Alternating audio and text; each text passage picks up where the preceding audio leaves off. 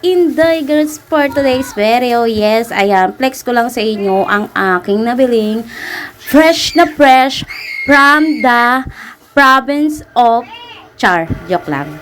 Galunggong. Bumili tayo ng galunggong sa palengke. At ayan na nga mga ka-Inday. Nililinis na ng Inday ang galunggong para ito ay kanyang lulutuin. At ano nga ba ang masarap na luto dito sa ating galunggong for today's video? Ano ba nasa isip nyo mga ka-Inday? Ako ang nasa isip ko ay kumain agad. Char!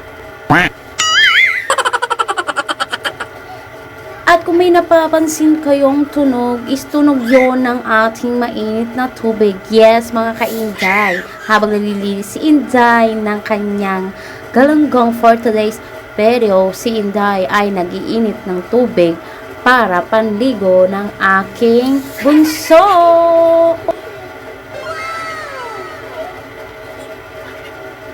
Sinong relate dyan mga ka-Inday? Kayang-kayang pagsabayin ang paglilinis ng isda at pag-iinit ng tubig na pampaligo ng ating mga junakis. Syempre, multitasking yan mga ka-Inday. At ayan nga mga ka-Inday roots, inisa-isa na ni Inday ang pagtatanggal ng mga hasang nitong ating galunggong for today's video. Kailangan natin siyang linisin para pag kinain natin is hindi naman malansa ang ating pagluluto ng isda.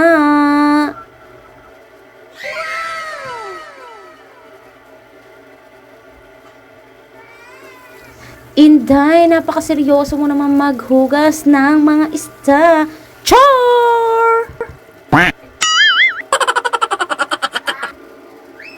10 after that, ayan na nga mga ka-Inday, minekos-mekos na nilagyan ng asin ni Inday Garus ang mga isdang galunggong. At syempre, kaya nakahiwalay yung dalawa. Syempre, sasabaw natin yung mga ka-Inday. Hindi puro prito mga ka-Inday. Kailangan din natin sabawan ang ulam natin para the kiddos. Ka-Inday, is mainit ang ating mantika. So, ilalagay na natin ang ating galunggong for today's video. At ayan na nga mga ka-Inday, prito ang ginawa ni Inday sa ibang mga isda para masarap ang kain na naman ni Inday. Char! Kay kamatis at kalamansi na lang ang kulang.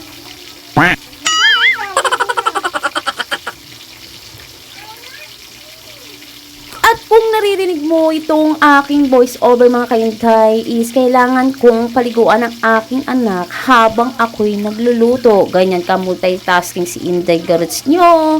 Char! So, ayan, tinawag ko ang aking bunso para paliguan. So, ayan, iwan lang natin yan saglit. Pero mamaya-maya is babalikan natin yan for the crispy, delicious, juicy, delicious ng ating galunggong. Char!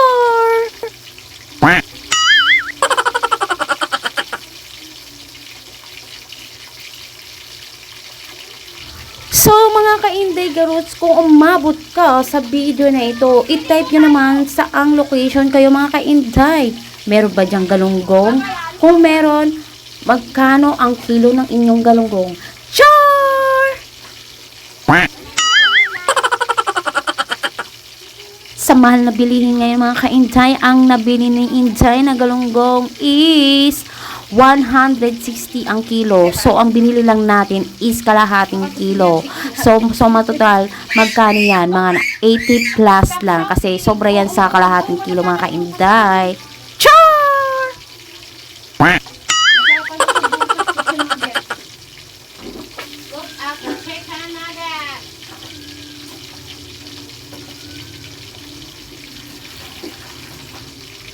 So, mamayang gabi, meron pa kaming ulam na galunggong. So, ang gagawin natin dyan is gagawin natin siyang sarsyadong galunggong. Yung maraming itlog, diba? Ang sarap mga ka-Inday. Naku, talaga naman si Inday.